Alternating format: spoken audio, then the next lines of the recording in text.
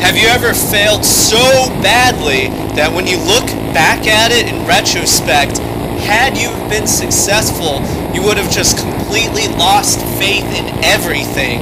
And knowing that, strangely, like in a weird way, it was all somehow comforting that you had failed to begin with. Well, let me tell you guys a little story that happened a while ago. So, one night, I was on my computer, I noticed my cat was making some really crazy sounds. I turned around, and poor guy was completely laid out on the ground. It looked like he was having a seizure, so I called up the vet hospital and to see, you know, what their emergency room was and stuff like that, and I just rushed him right on over. When we got to the hospital, they pretty much took him in right away, and I remember just sitting there being really worried and sad. I mean, especially because he's only 3 years old, and otherwise he was a very healthy cat. At least I didn't notice anything else. So I was really worried that it was going to be something serious, and as I was waiting, it just piled up, and I was thinking about, you know, how bad it was for him back there. You know, he's crying, he's in pain, and all these doctors, for all he knows, they're trying to do him in, right? He's scared out of his mind. And I just got really sad, and I started tearing up, as lame as that sounds, but I just couldn't help it.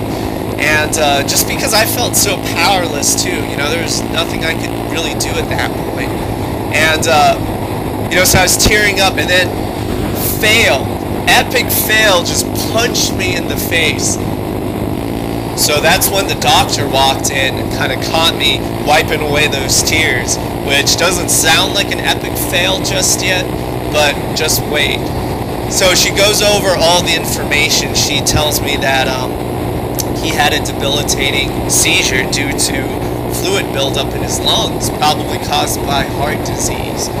And I was pretty shocked and devastated because I had hoped something like that would have come up sooner, and I was kind of kicking myself for not realizing it.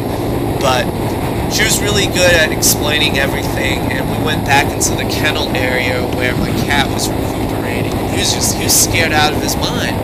But the doctor, she was really good, you know, kind of petting him and stuff, and he calmed down. And she's telling me all about, like, the treatment options, and my first thought was, oh my god, I'm such a terrible person.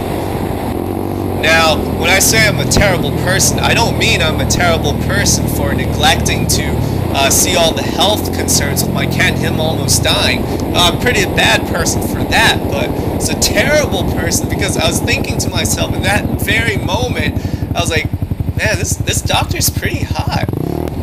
That's kind of like going to your grandma's funeral and thinking about the next Battlefield game, whether or not it's going to be a complete disaster like Battlefield 4. It's just completely the wrong time for that.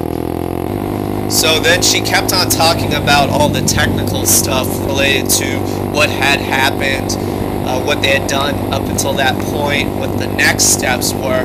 But in my mind, all I heard was, oh, look at my hair, look how beautiful and neat it is, even though I've been running around all day. You know, look at my hand, there's no ring here, but hey, you don't know whether or not that's because we have a policy of not wearing jewelry when we're on call. So that's what I was kind of getting from her. After a while, we started chatting about her day, and she mentioned that a horse had eaten her watch. Whoa, it's pretty wet here. A horse had eaten her watch earlier in the day, right? And I was like, oh man, this is my chance. If I wanted to do something here, just say something witty. Just don't say anything stupid or do anything stupid. Just try to say something witty. I was thinking to myself, really, what were my chances though? I was just this random guy who had stumbled in, the dying cat who had been crying at the hour before, and now said cat had tunneled deep within my jacket so that only his giant cat butt was sticking out. So really, what were that guy's chances, right? And so my plan was, and it's already a fail in itself, so cheesy, but my plan was to take off my watch, give it to her, and then say the words, well, at least now you'll know what time our date is. But when I slowly took off my watch and I held it up, I just could not say the words. I chickened out right in the middle. And the look on her face, it was just of sheer confusion and terror. It's like if Confusion and Terror went out on a date, Confusion definitely had a much better time. That was the look she had, and it just killed me. I was done. So hope you guys enjoyed this little video. Stay tuned for future videos.